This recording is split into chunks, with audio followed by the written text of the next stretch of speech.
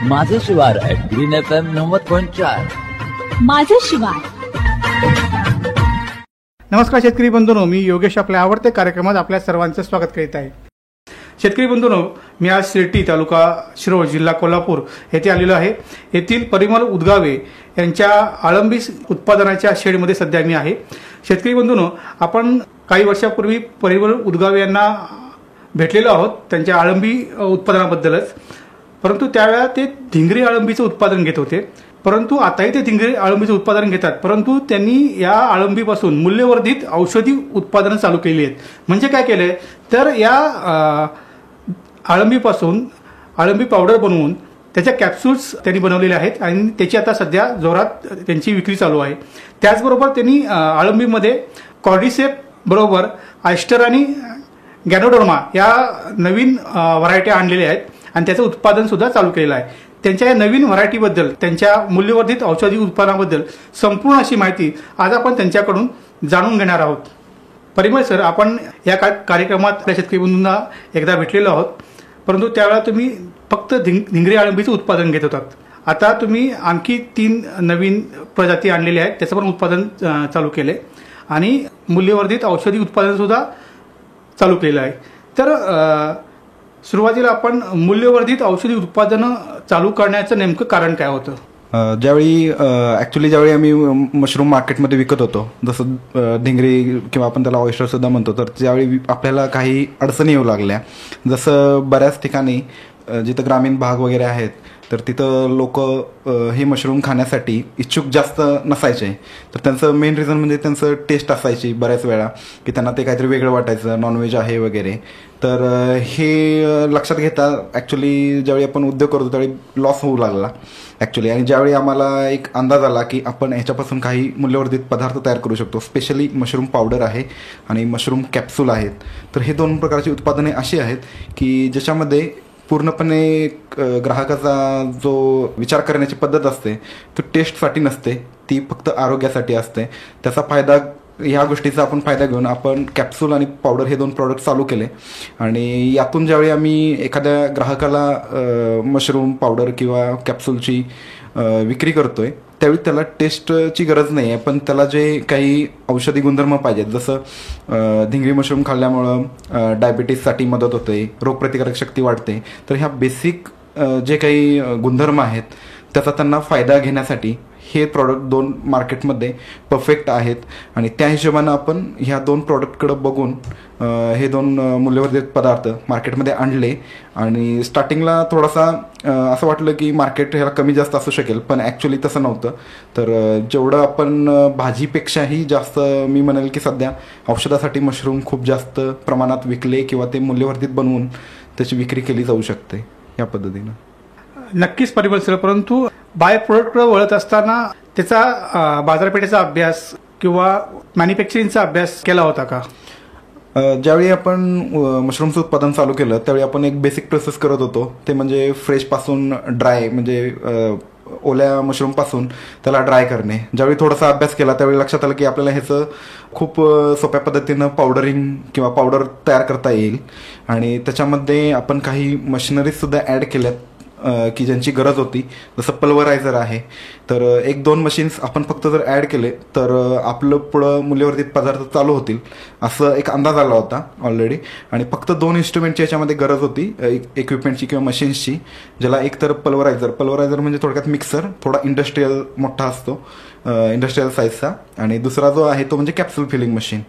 आता ह्या 2 मशिनरीची फक्त गरज होती. आणि ज्यावेळी मार्केट बघितलं, जसं आपण अमेझॉन, फ्लिपकार्ट अशासारख्या वेबसाईट बघतोय ऑलरेडी मार्केटमध्ये, ई-कॉमर्समध्ये, तर बऱ्याच वेबसाईटवर भरपूर लोकांनी आता हळूहळू अशा प्रकारचे मशरूम विकायला चालू केलेत किंवा प्रॉडक्ट विकायला चालू केलेत. त्यामुळे एक अंदाज आला होता की हे सेल होतील. आणि तसंच काही डॉक्टरांशी सुद्धा सल्ले घेऊन आपण ते कसं लोकांना देता येईल, किती डोसेजमध्ये द्यायला पाहिजे किंवा कसं बनवायला पाहिजे वगैरे ह्याचा एक अभ्यास केला.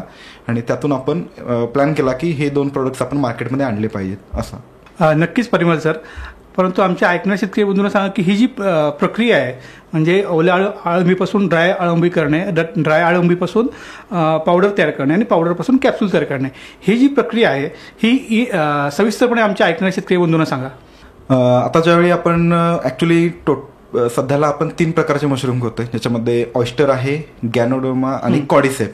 आता ज्यावेळी आपण हे उत्पादन ज्यावेळी आपण घेतोय तसं थोडक्यामध्ये आपण काय करतोय की या मशरूमना सुकवायला लागतं. आता ते सुकवण्यासाठी 2 तुमच्याकडे ऑप्शन असतात. एक तर सन ड्राईंग असते, म्हणजे उन्हामध्ये मशरूम वाळवणे एकतर, आणि दुसरं म्हणजे कृत्रिमरित्या मशीनद्वारे तुम्हाला हे वाळवता येतात.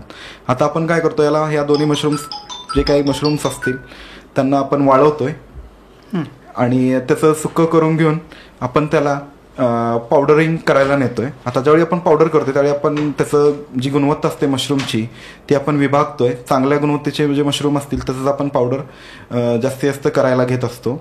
त्याच्यानंतर याला वाळवल्यानंतर पावडरिंगला घेतोय. पावडरिंगला घेतल्यानंतर आपण याचं पल्वरायझर, याला म्हणजे इंडस्ट्रियल जे मिक्सर असतात हे वापरून आपण याचं एकदम छोटी पावडर करतोय. जसं आपली फेस पावडर वगैरे अशा प्रकारे एकदम छोट्या बारीक स्वरूपामध्ये याची पावडर केली जाते. ती आपण जो काही आपलं म्हणजे वर्कर असतील किंवा काम करणारे असतील ते पूर्णपणे एक स्वच्छता सांभाळून, जसं मास्क लावून असेल किंवा कोट, लॅब कोट वगैरे वापरून ते काय करतात की मशरूम कॅप्सूल बनवण्याच्या मशीनमध्ये थोडक्यामध्ये ही पावडर जी आहे ती स्टेप बाय स्टेप ॲड करतात आणि त्याच्या थ्रू, कॅप्सूल मशीन थ्रू आपण हे जे कॅप्सूल तयार करत असतो. एका तासामध्ये जवळपास 2 ते 3 हजार कॅप्सूल आपण या प्रोसेसमधून पूर्णपणे बनवतोय. आणि हेच कॅप्सूल आपण काय करत असतो, 60 कॅप्सूलच्या डब्यामध्ये HDPE बॉटल असतात ब्रँडिंगच्या, तर त्याच्यामध्ये आपण पॅकिंग करून हे मार्केटमध्ये विकत असतो. त्याचबरोबर हे करताना तुम्हाला बऱ्याच लायसन्सेसची गरज असते, जसं फूड लायसन्स आहे, त्याच्यानंतर ISO असतील, जसं एक्सपोर्ट लेवलला विकताना तुम्हाला ISO आहे, त्याच्यानंतर फूड सेफ्टीचे आहेत, FSMS आहे, HACCP, GMP. तर अशा प्रकारचे लायसन्सिंग पूर्णपणे करूनच आपण हे सध्या आपलं उत्पादन जे आहे किंवा प्रक्रिया आहे ते करतोय आणि हे करणं अपेक्षित आहे मार्केटमध्ये. सर, तुम्ही ऑयस्टर असून दे, गॅनोडर्मा असून दे किंवा कार्डिसेप असून दे, याचद्वारे पावडर बनवून कॅप्सूल बनवता का आपल्या धिंगरी अळंबीपासून सुद्धा पावडर आणि कॅप्सूल बनवता? आपण धिंगरी अळंबीचे सुद्धा मशरूम पावडर आणि कॅप्सूल बनवतोय, कारण की धिंगरीमध्ये पण औषधी गुणधर्म असतात. तेच फक्त आपल्याला थोडं हायलाईट करून कॅप्सूल आणि पावडरमध्ये विकता येतात आणि त्याचा उपयोग सुद्धा आपल्या शरीरासाठी होत असतो. सर, धिंगरी अळंबीचं उत्पादन घेत असताना ऑयस्टर असून दे किंवा गॅनोडर्मा असून दे किंवा कार्डिसेप असून दे, या व्हरायटी निवडण्यामागचं नेमकं कारण काय होतं? आता ज्यावेळी आपण ह्या 3 मशरूमबद्दल बोलतोय तर त्याच्यामध्ये जी ऑयस्टर जात आहे तर ती थोडक्यामध्ये काय प्रोटीनयुक्त आहे. एकतर सर्वात जास्त प्रोटीन तुम्हाला 21% जवळपास या मशरूममध्ये भेटत असतात. त्याच्याबरोबर विटॅमिन्स असतात, B, D अशा प्रकारचे विटॅमिन्स आणि स्पेशली इसेन्शियल अमायनो ॲसिड्स, त्याला मराठीत असं म्हणता येईल की अत्यावश्यक ॲमिनो आम्ल जे असतात ते याच्यामध्ये असतात, ज्याच्यामुळं स्पेशली हा मशरूम एकतरी प्रोटीन प्रकारासाठी किंवा प्रोटीन बॉडीमधलं वाढवण्यासाठी, लहान मुलांसाठी म्हणजे वाढीसाठी, आपल्या शरीराच्या वाढीसाठी उपयोगी असतो. त्यामुळं हा एक चांगला त्याचा गुणधर्म आहे ऑयस्टरचा. त्याचप्रमाणे जे 2 मशरूम आहेत बाकीचे, जसं गॅनोडर्मा आणि कॉडिसेप आहे, जेव्हा जगामध्ये सर्वात जास्त कोरोना आला तर सगळ्यांना वाटत असेल की इम्युनिटी बूस्टर म्हणून वेगवेगळे प्रोडक्ट्स विकले जातात मार्केटमध्ये, पण एखादा कोणता तरी फेमस आहे तो म्हणजे गॅनोडर्मा कॅप्सूल आहे. जगामध्ये सर्वात जास्त विक्री गॅनोडर्मा मशरूमची जवळपास झाली ह्या दरम्यान, कारण की गॅनोडर्मा मशरूममध्ये पॉलिसॅकॅराइड नावाचा एक औषधी गुणधर्म आहे किंवा तत्व आहे की ज्या तत्वामध्ये ताकद आहे की रोगप्रतिकारक शक्ती खूप जास्त झपाट्यानं आपल्या शरीरामध्ये वाढवत असतं. तसंच जे आता जसं 55-60 वर्षांच्या पुढच्या लोकांना या कोरोनापासून धोका होता, रोगप्रतिकारक शक्ती त्यांना खरीच गरजेची होती, तर त्या लोकांना सर्वात जास्त ह्या मशरूमचा जो बेनिफिट आहे तो होत होता आणि ते एक त्यामुळं आपण तो एक प्रकार निवडला. आणि त्याच्यानंतर जेव्हा तुम्ही कॉडिसेप मशरूमबद्दल कदाचित ऐकलं असाल किंवा बघितलं असेल की 1 लाखाचा मशरूम, 2 लाखाचा मशरूम, तर स्पेशली कॉडिसेप म्हणजे तोच मशरूम आहे. फक्त ह्या मशरूममधली जी मार्केट प्राईस आहे ती प्रत्येक उत्पादकानुसार ती वेगवेगळी असते. त्याच्यामध्ये कॉडिसेप्समध्ये स्पेशली कॉडिसेपिन नावाचा औषधी गुणधर्म असतो, ज्या गुणधर्मामध्ये ADP, ज्याला ॲडेनोसिन डायफॉस्फेट म्हणतात, थोडक्यात हा आपल्या शरीरामध्ये एनर्जी तयार करणारा एक तत्व आहे. जर तुम्ही कॉडिसेपचं सेवन केलात तर तुम्हाला इन्स्टंट एनर्जी किंवा जसं आपण ग्लुकोज वॉटर वगैरे पितो त्यातून जशी आपल्याला एक एनर्जी मिळत असते तर त्याच प्रकारची एनर्जी ह्या कॉर्डिसेप मशरूममधून मिळते. आता बरेच लोक जे ऑलिम्पिक किंवा स्पोर्ट करणारे जे असतात म्हणजे रनिंगला वगैरे तर त्यांना एनर्जी राहण्यासाठी स्पेशली कॉर्डिसेप मशरूमचा उपयोग केला जातो. तर ह्या 3 गुणधर्मामुळे प्रत्येक मशरूममध्ये काहीतरी गुणधर्म आहे, त्या गुणधर्म निवडून आपण एक मार्केट बघितलं आणि त्यानुसार आपण ह्याचं उत्पादन आणि म्हणजे स्टार्ट केलेलं आहे, मशरूम स्टार्ट केले. नक्कीच उद्गावे सर. परंतु जसं धिंगरी अळंबी ही गव्हाचं काड असून दे किंवा भाताचं काड असून दे किंवा सोयाबीनचं बुसकाड असून दे ह्याच्यावर उत्पादित केली जाते. तर या ऑयस्टर आणि गॅनोडर्मा किंवा कार्डिसेप ह्याचं उत्पादन कोणत्या रॉ मटेरियलद्वारे केलं जातं? याच्यामध्ये प्रत्येक मशरूमचं जे काही ग्रोईंग किंवा कल्टिवेशन किंवा उत्पादन आहे ते प्रत्येकी वेगवेगळं आहे. जसं ऑयस्टरसाठी आपण नॉर्मली सोयाबीन, गहू, त्याच्यानंतर तूर, मूग, उडीद, त्याच्यानंतर भात असेल याचा साळीवर किंवा भुशावर आपण याचं उत्पादन ऑयस्टरचं घेत असतो. त्याच्यानंतर जेव्हा गॅनोडर्माचं बघताय तर गॅनोडर्मामध्ये पूर्णपणे हा मशरूम जो आहे तो लाकडाच्या भुस्यावर येतो पूर्णपणे. ह्याच्यामध्ये प्रामुख्यानं आंबा म्हणा किंवा बाभूळ अशा प्रकारच्या झाडाचा जो भुस्सा आहे तो तुम्हाला ह्याच्यामध्ये यूज करता येतो. त्याच्यानंतर जे कॉर्डिसेप नावाचा जो एक मशरूम आहे त्याच्यामध्ये ॲक्च्युअलमध्ये वेगवेगळे कंपोनंट आहेत. जसं ॲक्च्युली कॉर्डिसेप मशरूम हा लॅबोरेटरी लेवलला बनवला जातो. त्याच्यामध्ये सांगण्यासारखं म्हणजे अंडी वापरली जाते, ब्राऊन राईस वापरला जातो आणि त्याच्यानंतर काही केमिकल्स जसे ग्लुकोजसारखे केमिकल ह्याच्यामध्ये असतात. त्याचं कॉम्बिनेशन बनवून आपण एक लिक्विड बनवत असतो आणि त्यातून त्या मशरूमची वाढ होत असते. त्यामुळं कॉर्डिसेप हा पूर्णपणे लॅब स्केलला किंवा लॅबला बनवला जाणारा मशरूम आहे. नक्कीच सर. परंतु ह्याला जो लागणारा कालावधी आहे तो धिंगरी किंवा बटन अळंबी सारखाच आहे का ह्याला जास्त कालावधी लागतो? आणि ह्याची जी काढणी आहे ही केव्हा होते नेमकी? जसं की धिंगरी अळंबी किंवा बटन अळंबी एक 20 ते 25 दिवसात पूर्ण होते काढणी, तसं ह्याचं कसं आहे? जेव्हा आपण वेगवेगळ्या मशरूमबद्दल बोलतोय तर त्याच्यामध्ये प्रत्येक मशरूमची जी जीवनचक्र किंवा आपल्याला जे ड्युरेशन असतं ते वेगवेगळं असू शकतं. जसं ऑयस्टरमध्ये हे टोटल 45 दिवस चालतं म्हणजे जवळपास 1.5 महिन्याचं उत्पादन जे आहे ते घेत असतो. 25, 35 आणि 45 हे 3 त्याचे पहिले, दुसरे आणि तिसरे उत्पादन म्हणजे हार्वेस्ट आपण करत असतो किंवा मशरूम तोडत असतो.